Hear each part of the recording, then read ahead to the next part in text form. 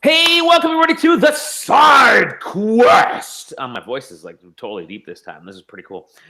Your weekly journey into video games and apparently alcohol, as both Aaron and I are really diving into some of Grandpa's closet of fun.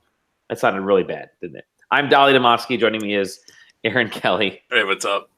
It's just the two of us again. That's fine. You wanna start with a story? Start with the story. So I got two. Do you want a D&D story or do you want a League of Legends story? Start with the D&D and then we'll work into League of Legends because everything kind of starts from D&D anyways. All right. So I have a younger sister. We don't really talk that much. She lives on literally the opposite side of the continent. She texted me at like 2 a.m. the other day and she goes, "Hey, you play D&D, right?" And I go, "You heard of this D&D stuff, right?" I go, yeah. She goes, "Do you play a lot?" I'm like, "I mean, I've been playing in a regular game for like 3 years. Why?" She goes, "Oh, because I'm just getting into it. I started reading this one module, and my friends tried to get a game, but the DM sucked, and he deleted the whole thing. And anyway, and so we're talking for a bit, and we keep talking, and finally I go, what made this happen? Like, why are you into D&D?" And she goes, "Oh, I started listening to podcasts at my job." And she starts naming them off, and some of the big ones, like. And then she goes, "And I listened to this one. My favorite one's this one called Drunks and Dragons." And I go, "Hold on a minute, that sounds familiar." Tap tap tap on Twitter. Like, I know these guys. Yeah. Text her that. She goes, "What?" I'm like, "Yeah, I've known those guys for like 10, 12 years. We all came up at the same time. We were all in this." Try to explain that to her and stop. I'm like, "Anyway, it doesn't matter. I know them." She's like, "What do you mean you know them?" I'm like, "Yeah, like we all know each other." And she's like, "That's fucking unbelievable." Like, blew her fucking mind. She's like, I can't believe it. I can't believe you know them, but they're so funny." I'm like, "What are you trying to say?" You're not. I had a similar thing happen to me. I was at work one day and I was chatting with my director about something. He listens to a lot of podcasts, so I listen to a lot of podcasts. We kind of compare notes on podcasts and stuff. We're talking about something, and he goes, "Yeah, I've been there's this one podcast that I absolutely love, and my wife and I were talking about some of the crazy medical stuff." He says, "Yeah, it's these guys, and this dude and his wife, and actually he does a bunch, like a podcast with his brothers on the other side." I'm like, "What's the name of the podcast?" He says, "Yeah, it's called I think it's called Sawbones." I'm like, "Yeah." He's like, "Yeah," and he's like, "Their other show is my brother." I go, "My brother." And he goes, "Oh, you've heard of it?" I go, "Heard of it." Like, yeah, I know. I've known those guys for the longest time. I've known them for like 12 years now. Yep. Like, what do you mean? I'm like, "Yeah, we've hung out several times. We've chatted. They've been on my podcast." He's like, "Really?" I go, "Yeah, they're all cool dudes." So it's pretty funny. My own director, he's like, they're huge." I'm like, "Yeah, what are you trying to say?" "But they're huge. What are you trying to say that I'm?" Yep. Yeah. But I'm tied here designing car interiors, so there. They can't say that. Yeah, she was like, "But they're so famous." I'm like, "Are they?" Tap tap tap.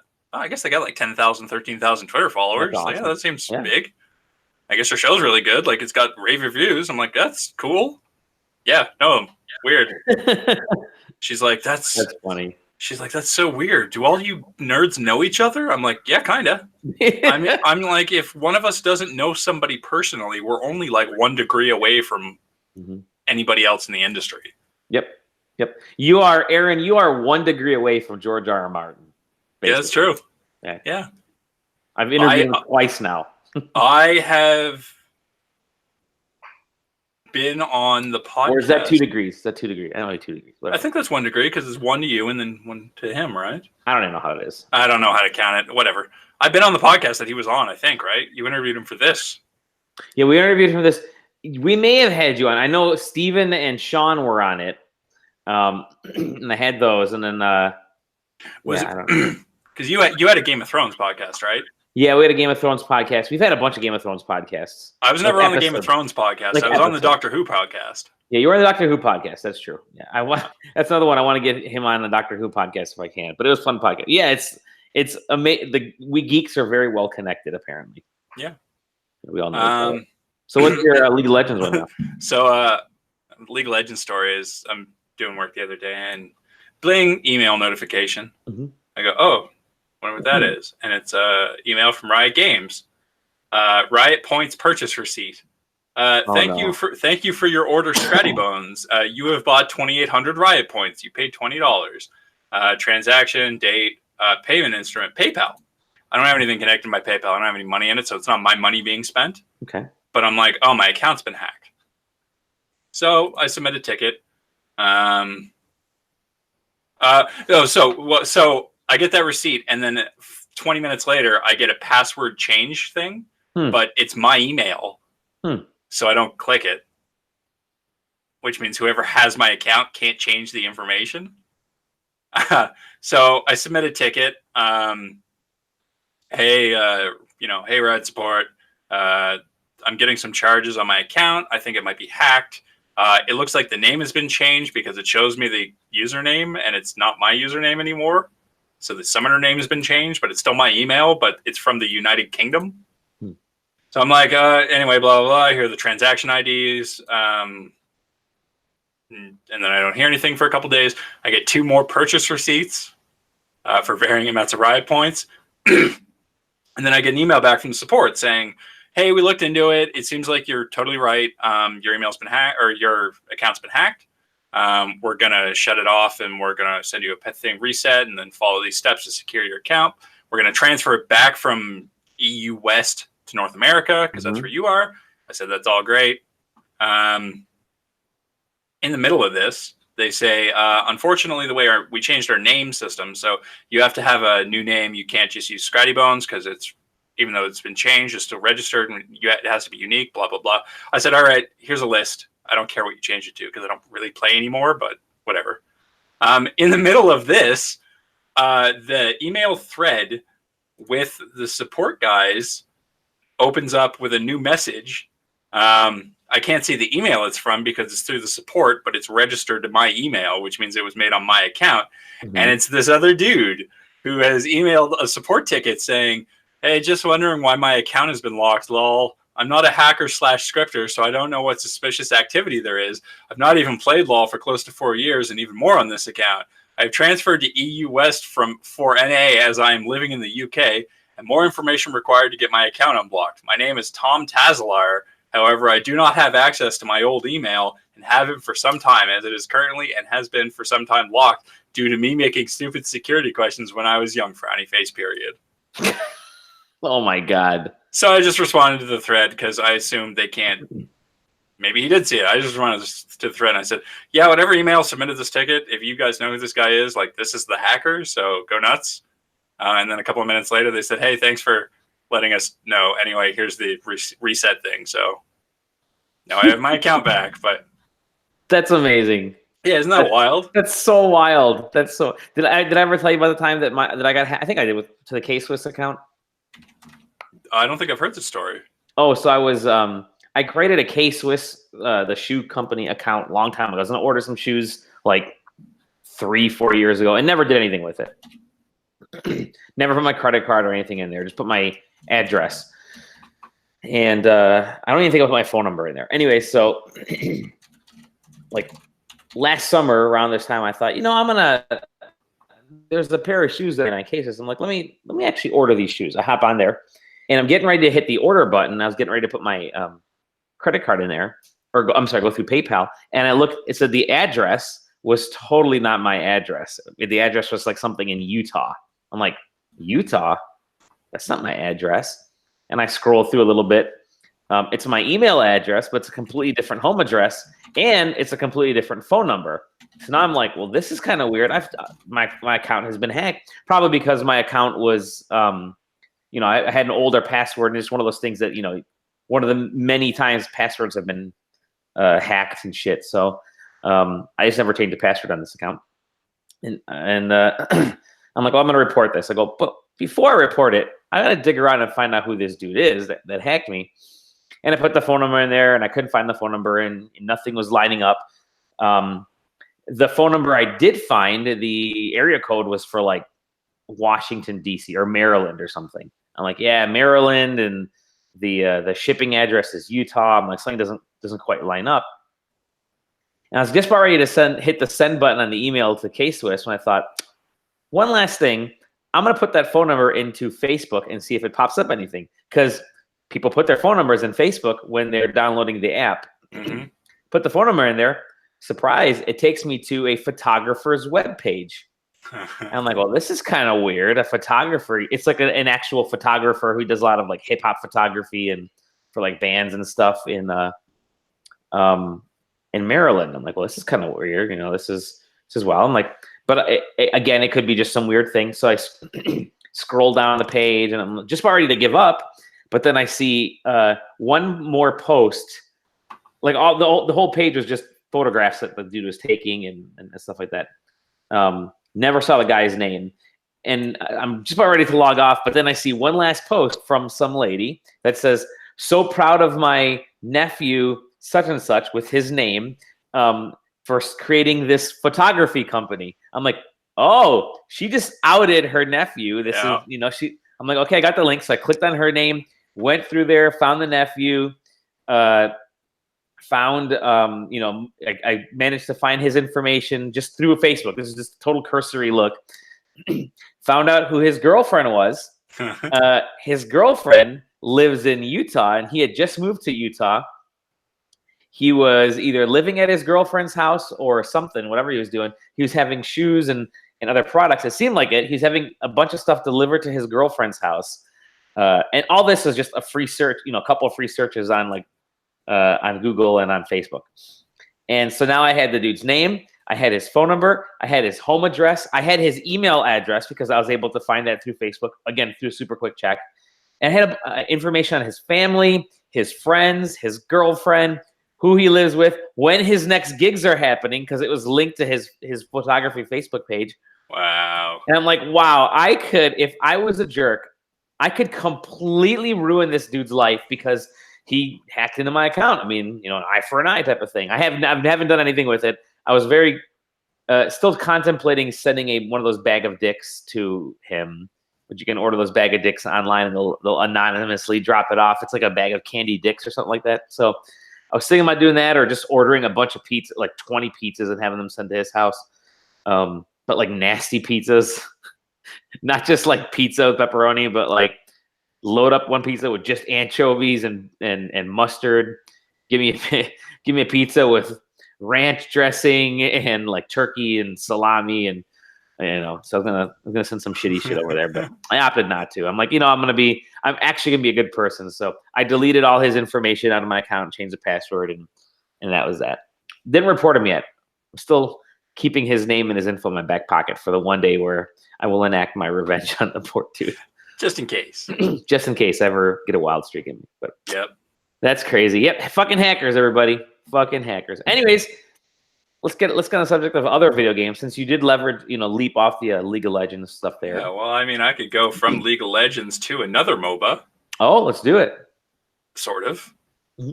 I started playing Dota Auto Chess. Oh, okay. All right. I caved in. I started playing. And it's really addictive. Is it? Yeah. So way back in the day, when I was still playing a lot of StarCraft 2, there was an arcade game called Squad TD. I think I've talked about this on the show before. And I used to play that game like all the time, to the point where my friend and I, we both played it, we'd be sitting here with like notebooks, like pen and paper, like scratching out strategies for the game. Like we just got way addicted to it. So anyway, I've been hearing about auto chess and thinking about it, and I've been looking at videos going like, this looks kind of like that. And then I was watching a streamer yesterday who was playing auto chess randomly. And I was just watching him play, and he's a battle royale streamer, but he wasn't playing a battle royale, so he had no viewers. But I was watching, which means every time I asked a question, like I'm like the only person talking, so he's just answering like questions about the game and stuff. So I'm watching him play and asking questions and like teaching myself from his stream how to play the game. And I'm like, oh yeah, this seems pretty fun. I'm gonna install it. Fuck it. So I installed it and started playing it like late last night. Played it all day at work today. I've been playing it since I got home from work. I just finished in 3rd place for the first time. Nice. So I haven't won yet, but top 3 is enough to get promoted. Like I play super highly because like I had the barest knowledge of what I was doing instead of just floundering. Lost a bunch of matches, so I got demoted and then got promoted again. So it's weird, but that game's really addictive, man. That's pretty. I never got into it, but I know so many people that are like just totally addicted to it. It does seem like it could be kind of my thing, though. Well, it's cool because it's essentially it's like an active idle game because there's like every 30 in between rounds there's like 30 seconds for you to do like one of 3 things.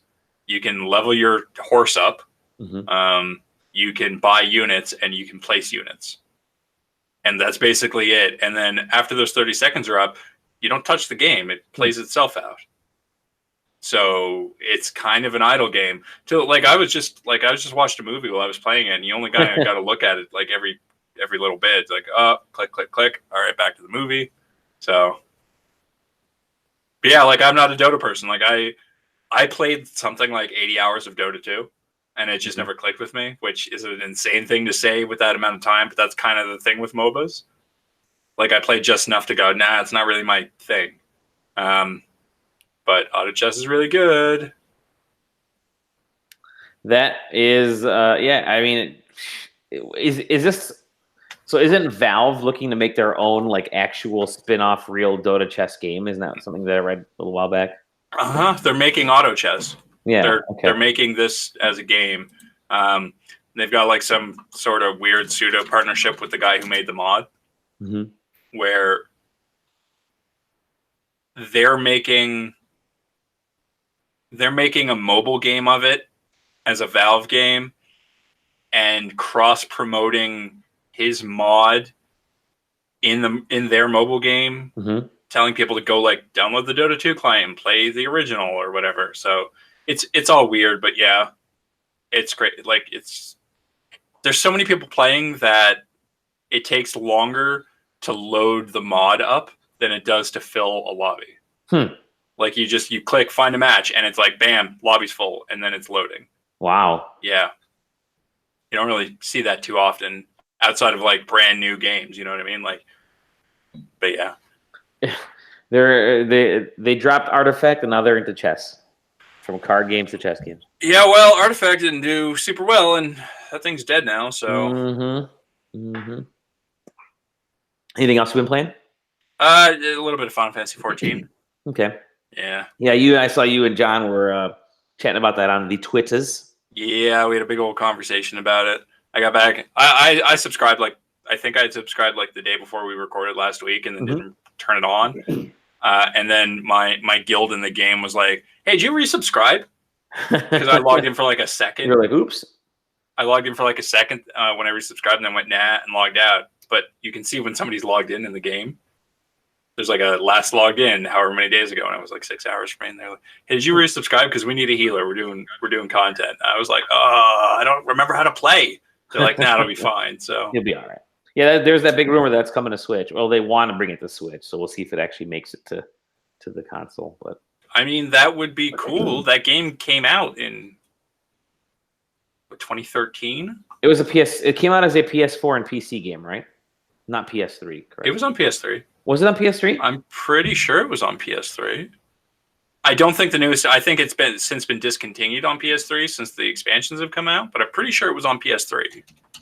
It is. Oh, you're right. PlayStation 4, PlayStation 3. Okay. Good call. Yeah. But yeah. So I've been playing those. I do want to get into Final Fantasy 14. It does seem like, it definitely seems like my jam. And they really redid that game after they relaunched it, and then it almost feels like soft relaunches the entire length of the game's lifespan. I mean, they're still pushing. Well, they're not pushing Final Fantasy 11. That thing has been almost 20 years, something dumb like that. But I think Final Fantasy 11 just passed the mark. I think last year where they're no longer making new content for it. Yeah. I think we talked about that last week. Yeah. Probably. But all right. I've been playing. I'm just still plowing through Dragon Ball Z. I like saying that because I know Ryan Gang gets pissed off at me. Dragon Ball Fighters. And I am just unlocking some of the characters, and that's basically my only goal. That should be tidied up here in the next day or so. There's like these, the way that, have you played the game? Dragon Ball Fighter Z? No. Yeah, no, you haven't? No, I haven't had the chance yet. Because when it came out, I hadn't yet upgraded my PC, and I was pretty confident I couldn't run it on PC. Sure. And I don't have PS Plus.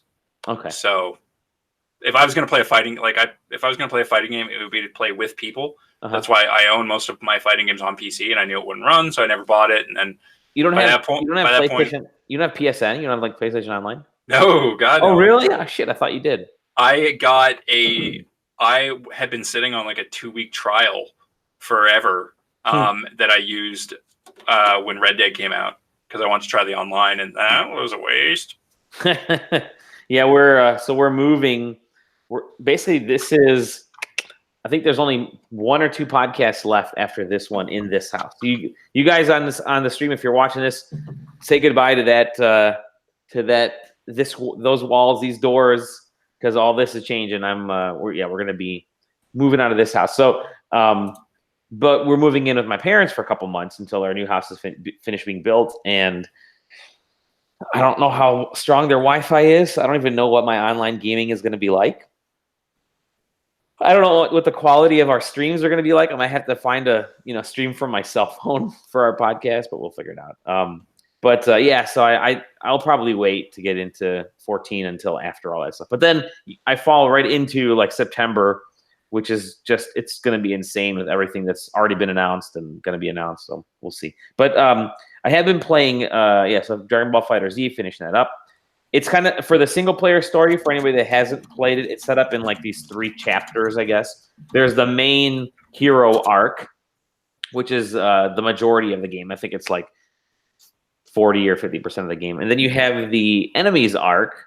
Once you finish the hero arc, the enemies arc opens up and you can start playing as some of the Dragon Ball Z bad dudes. And then it opens up sort of the final arc, which is the hardest arc, and they're all like slight variations of the plot and the story with a few other cinematics in there. So if you're kind of replaying the same game 3 times in a row, but I'm just about done with the second arc, and they're about, I'd say probably about 3 hours per arc. So it's not super long. It's just, I like to mess around with it. So that, playing that, and then just started playing Gato Roboto, which is another Switch Metroidvania. I think there's 1,000 of those right now. But it's a Devolver Digital Jam, and it's a black and white, looks like a Game Boy game. It's a black and white Metroidvania where you take on the role of a cat. That's on you're a cat that's crash landed on a planet, and you're being guided by your cat owner, I guess, the human, telling you where to go. But you pick up a mech suit at like very early, like the first like 20 seconds in the game, you get a mech suit, and then you can fire missiles and do all kinds of shit. But it's a Metroidvania style game that's very short. It's probably, from everybody's telling me, it's only like a couple hours long at most, but it's just like the perfect length of a game of this style. And it's got a lot of great, I'm literally only 20 minutes into it, and I'm loving every second of it. There's tons to do, tons of exploration. It doesn't feel like another Metroidvania. It's actually kind of fresh for how silly and simple it is. So yeah, Gato Roboto, I'm really digging it. And good job to Devolver Digital for essentially being like one of the strongest supporters of the Switch in terms of like indies and indie publishers, but constantly pumping out great games. They're like a quirky indie company. What do they call it? Triple I. For that level of stuff. That's like the stupid way to say it. But they're a really great publisher for what they put out, and there's a lot of great stuff. So well, Devolver's nice because it seems like they know how to do it. You know what I mean? Like there's the game side of things, which is obviously a necessity, but they really nail like the PR side of things, like the messaging. Like they just got it. Yeah. And it's a lot of great folks work over there, and they're sort of like the rogue nation of publishers, because at E3, they're never at E3 proper because it costs so fucking much to rent booth space. Instead, they'll literally rent the Buffalo Wild or the Hooters parking lot across the street from the convention center, set up a couple tents and a couple trailers, and for like next to nothing, and they'll bring people over there, and it's great because you'll walk out of the convention center and there's a big Devolver Digital area right across the street for like a third of the price. So yeah, very cool stuff. I'm loving it. But it got me. There's a sale going on right now. I think it might be until tomorrow, Thursday. Don't quote me on it, but their 10th anniversary birthday sale on a bunch of platforms, and they got some great games. It's funny because I was going through the list. I'm like, okay, I'm going to buy this game. Wait, already own it. Going to buy this. Nope, already own that. Going to buy that. Nope, already own that. So that's shows you quality when you buy so many of the games that it's not, the sale actually isn't even worth it anymore because you've owned everything that is on sale. So Gato Roboto, check it out. Check it out. And I've been playing Just Shapes and Beats again, which I fucking love that game. Just such a simple but yet great music rhythm game. And they just announced I think the hard mode comes out is at the end of this week for the PS4 and Switch and PC. And then they have a Shovel Knight version or a DLC coming out pretty soon, or at some point this year, I think they said. So that'll be pretty neat as well. But yes, I've been playing those just in the lead up to E3 because it's a fucking week already, dude. It is. We are in E3. Happy E3, the second week of E3. Kind of feels like it. Next week, man. It's next week, right? E3's next week, but all the announcements last week and this week, and there's a bunch of shit happening the rest of this week. Yeah, we hope you like video games, basically. Yeah. But let's get into some news, some pre-E3 news. How's that sound? Sounds good. Yeah, I got a list of things here. Nice. I think you got some stuff too, don't you? Yeah, a couple things. I did not. I'm going to start this by saying I didn't watch the Pokemon Direct. So if you want, I'll handle that. Well, yeah. I'll dive into that right now. All right, you hit that shit first. So Pokemon Direct, that was today. Finally gave the info on Pokemon. Holy shit! Now I want to play that game. It's the Porky Pig collectible Porky Pig version. Pokemon. You get bacon instead of Pokemon. Pokemon Sword and Shield. They gave the November 15th release date, so it is coming this year. But really, the big news was that there's for the first time in the series, like outside of Pokemon Go, of course, they're gonna have raids. They're calling them, I think they're calling them raid battles, but or max raid battles. This is a single player game, isn't it? It's a single player game, but raids take place with 4 players, so you can actually link up via wireless or locally. So they're giving that option, but. It's an open world for the first time. Pokemon is an open world game, which is pretty cool. So I don't know how they're going to work. Maybe you get to the raid. Essentially, the raids appear as sort of these beams of light in the open world, and the raid battles are against these new kind of evolution or variation Pokemon called Dynamax Pokemon, which are giant like kaiju versions of Pokemon. So you'll get like a ginormous Pikachu or Raichu, and I think they showed a massive Gyarados and a massive Clefairy. So these giant Pokemon, which you battle, but then you can also capture and use those in the game's stadium battles. So you can find that information on SideQuest.com. So basically, it's versions of Pokemon which in no way, shape, or form obey the square cube law. Yes, exactly. Yeah. You want to explain that for the folks while I'm taking a sip? Yeah. Well, in D&D terms, in nerd terms, the square cube law is basically the thing that says things of certain size can't survive under their own weight and totally could move. So like Godzilla as a giant monster realistically should collapse under its own weight and like break both of his legs and just be stuck to the ground, like totally busted. Yep. I think that's why elephants can only get to a certain size. And why the giraffes' bodies are only a certain size, their necks are longer. But humans can only get so tall before they can't walk. Yeah, tell it to my genetics. Yep. Yeah, except for you, Aaron. But so they're going to have 4-player raid battles to capture these Dynamax. You can use those Dynamax beasts in the arena battles, which are the gym battles, but in like this giant arena setting. So.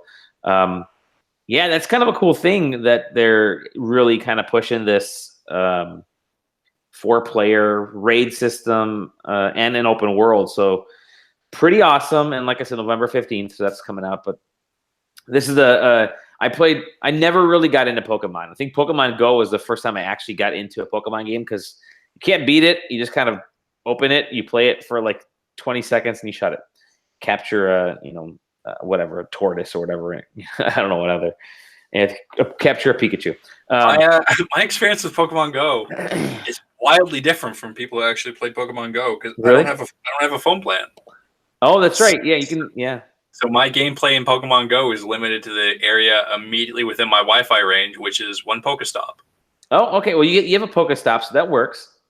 You can still capture shit. I caught a bunch of Taglias, I think. Yeah. My daughter has her phone is just Wi-Fi. I gave her one of my old cell phones, and she's already up to like level 15 or level 16 as a Pokemon trainer, and she just works on Wi-Fi, and it's just the Pokemon that are in the area, and that's essentially it. Every time we go to a Pokestop, like we go to a Starbucks, she just pops it out and hooks up to the Wi-Fi and captures a bunch of Pokemon there. Yeah, that's not a thing here. There's no Starbucks. Tim Hortons. You guys have a Tim Hortons? There is, but they don't have free Wi-Fi. Oh, that sucks. Yeah, we got my store is like pretty close to the Tim Hortons, but all of those stores are on like a stretch of what is essentially an old highway. So there's no Pokemon there because on the map it's just a straight line with no buildings around it. So like in the town there's Pokemon, but I can't reach them. And then up on my store, just out of reach. Yeah, and then up on my store, it's like a fucking wasteland. So I'll sit there when I was still trying to play it. Like I'll sit there with my phone and like put my thumb over the antenna, or like shake it a bunch because then my dude would like run because the GPS would fuck up. Oh yeah. And I'd be like, oh, hit the button, but nah. I would get the steps from a Pokemon because I'd leave my phone out and I'd turn on Pokemon Go and the guy would like run left and right because the GPS was fucked up. Oh yeah. So you're getting all these extra steps and the thing is just sitting on your table. So yeah, this looks like an actual. And I played Pokemon Let's Go Pikachu and Let's Go Eevee. I think Pikachu is the one I played, and it was fine. But this looks like an actual Pokemon game that I'll play because it kind of reminds me of an open world RPG instead of just a Pokemon game. So yeah, count me in. I'm really kind of interested in this, but I think that'll be I think it'll be a big thing for Nintendo. But again, it's indicative. They announced this before E3, and they had their Mario Maker 2 thing last week before E3, and they did this whole indie thing in Japan before E3. So they're gearing up for kind of a bigger E3, I think, later on. So anyway, that's the Pokemon news. Yeah. So what else we got? I'm looking at my list here. Go down that list. Just here's a weird one that I included specifically because it interests me, and otherwise I maybe wouldn't include it. There's a third Vampire the Masquerade game that's been announced. So this is called Vampire the Masquerade: Coteries of New York, and apparently it's going to be a Telltale style, like story-based game, and it's going to have like weird lore tie-ins where like all of the different endings that you can make in the game are going to be included lore-wise in the main Vampire the Masquerade like pen and paper lore. But the reason that I found it funny enough to include is because the developer that is attached to the game is basically an unknown developer. They have one project that I could find under their belt, and it's an unfinished early access like strategy game or something. And the previous Vampire the Masquerade game that got announced is from a developer who makes these type of games. Oh, really? Yeah. So I was just like, why not? That's so weird. But yeah, so there's 3 Vampire the Masquerade games all announced. This one's coming out this year. The next ones are coming out next year. Is this the one coming out to Switch as well as like PC or? That sounds right. Okay. It's on Steam for sure because that's where I saw it. Sure. Epic Game Store. World premiere. Yeah, that just blows my mind. There's, there hasn't really been a vampire game since like Bloodlines. And then there's a bunch. Which was 2003, I think. Something like that, yeah. 2006, something like that. But yeah. So anyway, there's that. Who makes the vampire games? The company is called White Wolf. Who is it? White Wolf that publishes them, or somebody else? Paradox. Oh, okay, all right. I guess when you get that license, you just start unloading, cranking it out. Yeah. I want to say it's Paradox, but cranking it out. That sounded good. Kind of hot. What else you got? Yeah, it's Paradox. Here's just a little John Vignacchi. He has joined Nintendo of America. That's a wild one because that was John's very well known for being the guy at Disney for Disney Infinity, and then he bounced around. I think he bounced a couple other places, and now he's. I think he was at Gearbox. I think way back in the day he was at Midway. We all know him from those great giant bombcasts. Very much so. Yeah. So yeah, congrats to Johnny V. And all I could think when because on Twitter the lead up to this announcement, like he was teasing it and couldn't really say anything, and then he said, "I'm on Nintendo," and all I was like, all right, I get it. You know, Doug Bowser took over from Reggie. Reggie left, and it's like, well, maybe Bowser's not the on-camera personality, the boisterous, fun-loving dude. And, Johnny V. Wow, that's interesting. Yeah, I can see Johnny V on the. I wonder if he's going to be on the Nintendo's Direct next week. That'll be pretty funny. I don't know, but I mean, if you want, I mean, I think Johnny V. He's well known. Yeah, he could be very good. I mean, he's a really. People like him from just the business side of things. He definitely knew what he was doing. So he seems like genuinely one of the nicest people on camera I think I've ever seen. Like, there's a lot of in the games industry. There's a lot of people like certainly like me with like very sarcastic, biting cynicism, and some of it's affected and some of it's not. But Johnny just seems like a very nice, very happy guy.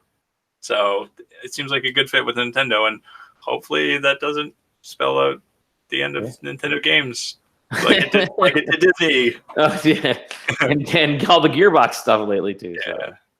Anyway, congrats, Johnny. I got a bunch of E3 stuff here. Do it. Okay, I'll just start at the bottom. Rocksteady not going to be at E3. Yep. Watchdog Legion got confirmed because it got leaked. And then the Watch Dogs Twitter account, which is at Watch Dogs Game, changed their name to Legion. They got like a floating GIF. Like, fuck it. And their tweet said, "God save the NPCs." CU'd and CUD3, so that's basically confirming it's going to be set in London, like everybody thought, and confirming that it's going to be able to jump into the bodies of any NPC. Yep, just like Super Hot. Mm-hmm. What else I got? It was a very loud car. Xbox Game Pass for PC is a good thing. It's launching with a 100-game library, and it's apparently going to have discounts on the Microsoft Store app, which include 20% discounts for purchasing any game in the library, and 10% discounts for DLC and add-ons for those games. And they're reporting there will be more details at E3. Along with that, Xbox gamer tags are being reported are switching to a more Discord-like format, which is like a very technical way to say that your username will just have a bunch of numbers after it, so unique usernames aren't going to be a problem anymore. I only really included this just because we had talked about Windows going after Discord. Yeah, we did. I think that was that was one of the rumors. I'm going to publish our prediction list here. Nice. The next day or so. And the last big thing I have on here is remember like 3 weeks ago, I think it was, Mark Cerny was out there. Maybe it was longer than 3 weeks ago. Cerny was out there going like, "Hey, here's going to be the specs on the PS5." And everybody was like, "So wait, you're confirming the PlayStation 5?" And they were like, "No. But here are the specs." So this is a report that I picked up by Eddie McCooch at GameSpot, who is reporting on an interview that happened with CNET, which is GameSpot's sister site,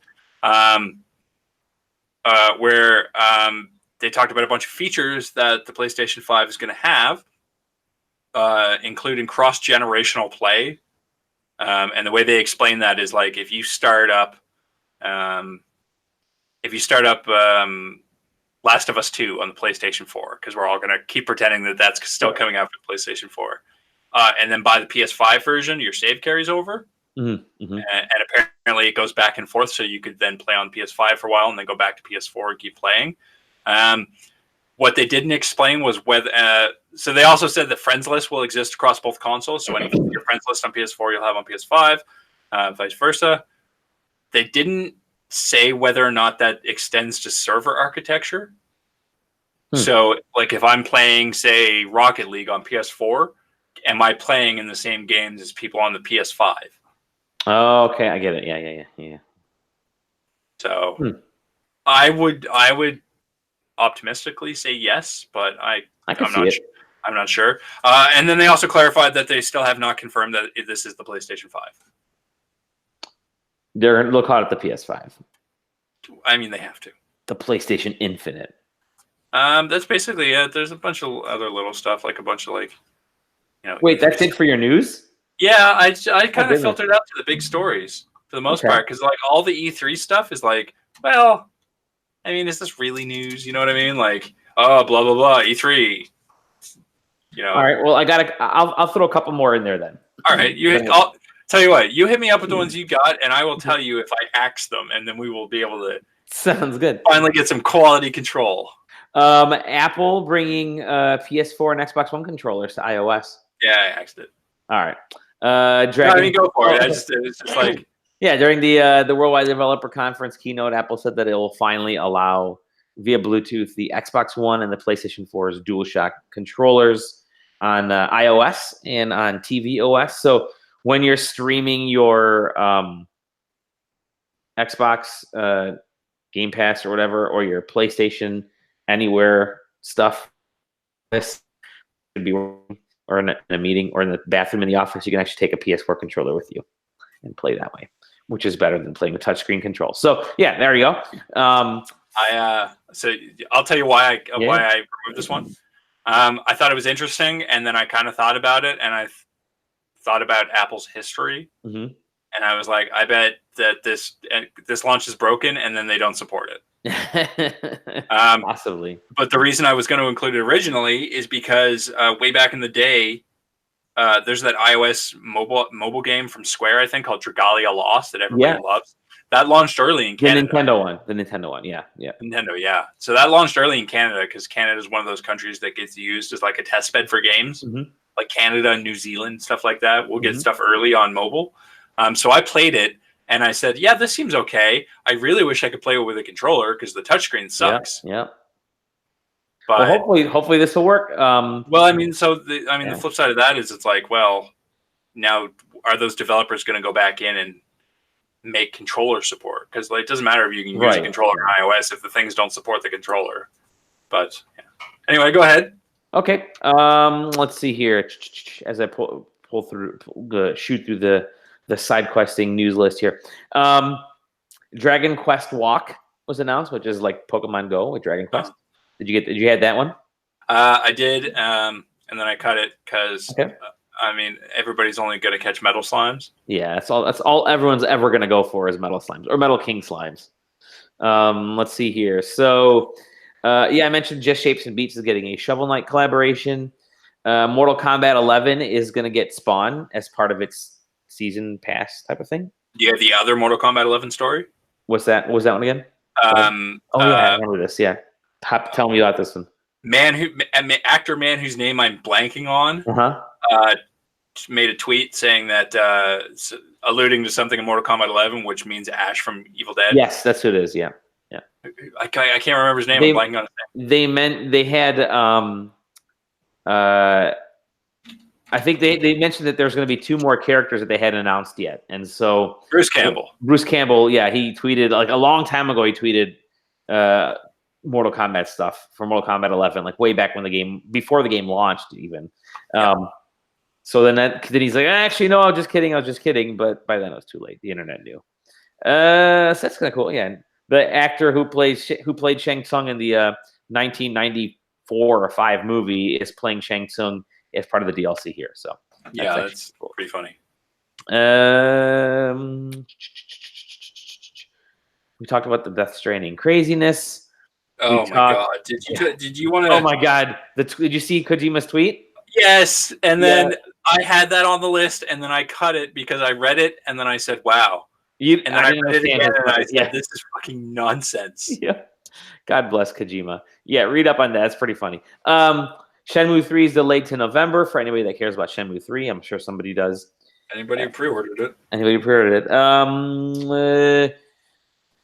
Here's a good one. So Square Enix is going to have not only Final Fantasy VII, but also Avengers, which they announced. But now they're teasing a game called Outriders, which is going to be at E3 for another reveal. So that's something. What's that? What do you think Outriders is a code name for a new Final Fantasy game? I don't think so. It's Final Fantasy VIII. No, I think Outriders is a motorcycle version of the Bouncer. Oh, buddy, I would play that. Hell yeah, hell yeah. I fucking loved the Bouncer. The Bouncer was so underappreciated. So underappreciated. The Sega Genesis Mini announced at 42 full games. Here's actually a good one.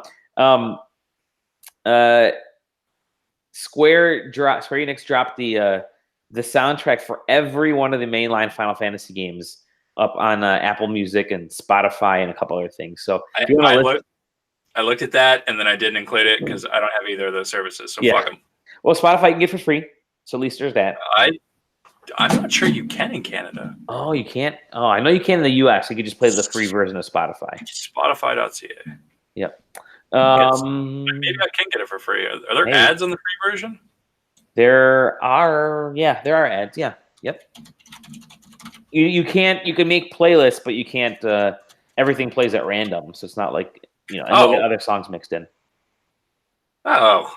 So perfect. Do it. Get it. So it's like shit radio. It's like shit radio. Yeah, exactly. Like you'll be listening to the Final Fantasy soundtrack. You'll get like a couple songs out of Final Fantasy VII, maybe get a song out of Final Fantasy 12, and then all of a sudden you'll get like Lil Jon mixed in there. And then before you get to the biggest news of the week, a new Darksiders game was leaked by E3. So the E3 Coliseum, they mentioned Darksiders game. Then they promptly deleted it. Yep. Also, the Red Faction Evolution game was leaked and then promptly deleted. I actually had that on the news report last week. Yeah, yep. And then didn't include it. I curate my list. I compile a massive list and then I pare it down for time because there was one week I didn't do that and I think we went almost 3 hours. Uh-huh. Remember that week? Yeah, that's true. Yep, I remember. Really, the biggest news of the week was the new Xbox branded body wash. That's coming. Oh, see, I was gonna say the new. The biggest news of the week was the Blizzard stuff. The Blizzard stuff, which was there were two. Part one, which I didn't include because I don't really understand it because I'm not in France. Mm-hmm. But essentially, Game Workers Unite, which is the Game Workers Union people, released a statement saying that they are working with a union organization in France going after Blizzard because Blizzard fired a shitload of employees and then rehired roughly the same amount in the same positions in Ireland where it would be cheaper to maintain and hire them, which under French law is illegal. So they're going after them. And then also at the same time, it came out that Blizzard had canceled a project they've been working on for 2 years. Which, Blizzard doesn't really make a lot of games, so it's always kind of news when that happens. Last time Blizzard canceled a project they've been working on, Overwatch came out of the ruins of it. Mm-hmm. So. Yeah, I think it's... wasn't Blizzard working on that big MMO that was going to replace World of Warcraft, and they canceled that? That was Project Titan, which is what Overwatch came from. Yeah. All the characters and most of the characters in Overwatch were like originally assets from that MMO project. That's all I had. Did we cover the Baldur's Gate 1 and 2 and those coming back? Icewind Dale, Planetscape, Neverwinter Nights. We sort of maybe mentioned it last week because of the Larian Studios thing, but we didn't talk about the actual releases. Got it. Well, those are coming out for consoles, so expect that, which is pretty cool for a lot of folks that missed those games the first time. And that's it. That's all I had. Yeah, I had one more, but I deleted it because fuck it. But you know what? Why not? Do it. We got time. Do it. So Justin Roiland, he's the creator of Rick and Morty and other fine properties, including the Trover game, which I'm reviewing. So that's what this is about. I was trying to remember the name of the previous one. Mm-hmm. Anyway, he released a statement on their website, their games website, squanchgames.com. Mm-hmm. that they are not going to be dropping the price on Trover longer, and because all of their DLC is going to be free.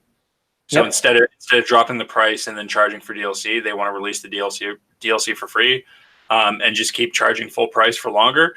And I thought that was maybe newsworthy, but then not really. But I think it's interesting because it'll be interesting to see, like, if it pans out. Yeah, like the whole reason prices drop is because sales drop, right? Yep. I don't really think, if it was me, I wouldn't really think that like sales drop because people are like, well, I'm not going to get the DLC. You know what I mean? Yeah. Yep. Like, I don't think DLC is really a big concern for people who buy a game. Like, they would normally buy a battle pass if they were really into the game. But like, I tend not to buy games based on content that may or may not come out later. So I'm very interested to see if the sales of this game stay up at full price because people are like, oh, well, all the DLC is going to be free. It's I could imagine that the game stays up in price for a while until all that DLC drops, and then after that DLC drops, they start dropping that price. Yeah, that seems more likely. But I'm curious what kind of DLC they'll have for this thing. So who knows? You know what? I did want to mention a couple quick things. The Destiny 2 stuff, the rumors that sort of broke out. Yeah, the next expansion or whatever. Yes, their new expansion, and then the cross save that they're working on supposedly, and then as well as it's going to be a Google Stadia launch title. Yeah. So that we'll find out tomorrow, on Thursday, I should say, depending on when I post this podcast, because Google's having their Stadia event at like 12 p.m. Eastern, so noon on Thursday, and then right at 1 o'clock is Destiny 2. So expect that. There's probably some correlation there. Would probably not be surprised. Might be something. Anyways, that's all I had. Yeah, I don't think I had anything else. Good times. It's E3 next week, dude. Holy shit. Yeah, next week's gonna be weird. Holy shit. Yeah, I'm if you guys are interested, we're gonna be live drinking the Xbox press conference. So we'll set up an event and just drink along with us since I'm not going. If you're not going, come hang out. Grab a little a shot. I guess we should probably mention that too. The E3 2019, there's an event calendar floating around. Yep. Mm-hmm. So if you want to know exactly when things are and blah, blah, blah, blah, you can find that. On SideQuest.com, actually. Yep. We have all the press conferences. We have the party list if you're actually going to E3. We even had the stream schedule for all the stuff happening this week, including stuff like the Beyond Good and Evil 2, which they said we're gonna drop some big news for Beyond Good and Evil 2 on Wednesday, June 5th. All right, cool. Let's check this out. And all they said was, here's an art gallery that we're working on. So, because they're not showcasing that game at E3. That game's never coming out. Sorry, guys. I think when it does come out, it'll be a completely different game. But that's neither here nor there. We will see you. That's it. You can find us at sidequesting.com. You can find me at Dali Domovsky all over the place, all over your face, all over your ears. Where can we find you, Aaron? You can find me on Twitch and Twitter at Craddybones. I've been debating streaming Final Fantasy 14, like just rolling a character and just playing through the whole game. I've also been debating just streaming auto chess because if I'm going to play it constantly, I might have it streaming at the same time. That way, while you're learning, people can watch. Watch me fail miserably at it. Yeah, failures good though. Excellent. And yeah, we'll do a bunch of fun stuff for E3 next week. Subscribe, smash that subscribe button, that like button. But yeah, no, stay tuned to SideQuesting. We're gonna have all the news. We're getting a slow trickle of stuff right now that's under NDA, small stuff. So not like it's like, hey, we got some new headphones coming out, but expect a ton of news. I think starting, it's been happening this week, but we got the Google Stadia stuff tomorrow, and we have, I think, THQ Nordic has a reveal on Friday. Didn't they say they're working on like 13 games or something crazy? Something crazy, but they have 3 games that they said they would reveal. Today was the SpongeBob SquarePants Battle for Bikini Bottom, which is a very underrated game. I know if a lot of folks are like, "Oh, that's a stupid game to announce." No, that was a really good game, really underrated. So surprisingly interesting game. So they're remaking that for modern devices. And they got 2 more today or tomorrow and Friday, which for all intents and purposes, Darksiders, and the Red Faction. I think those are going to be the 2 games. So, which I'm totally cool with. What are you playing Trover on? PS4, PSVR, PSVR. Yeah, I played it in It's. Read my preview until the review goes up, because the preview and the review are pretty accurate. The preview at PAX East is like the opening section of the of the final game. It's essentially the amount of you can start the game and it asks you if you want to have a lot of swearing or like minimal swearing. And of course, I put crank that fucker all the way up. So, well, yeah, but yeah, it's a crazy as fuck game. I don't know. It's fucked up. That's why I love it. Having seen pretty much nothing about that game, is it a lot of characters that sound vaguely like the character Morty from Rick and Morty because they're voiced by Justin Roiland? Yep. Delivering lines exactly the same way that he delivers all his lines, with a lot of stammering and stuttering, sounding very improv-y and off color. Yeah. Yep. Yeah. That's it. Yep. It's Rick and Morty without Rick and Morty characters, but it's totally Rick and Morty. It's just it's hilarious. Yeah, that stammering improv-ish style that he does so well. But yeah, I'm liking what I'm playing so far. The game is out, I believe. I think it came out like yesterday or last week or something. So, yeah. But all right, we'll see you guys. We love you guys. Happy E3 week. Send me an Oculus Quest, Facebook.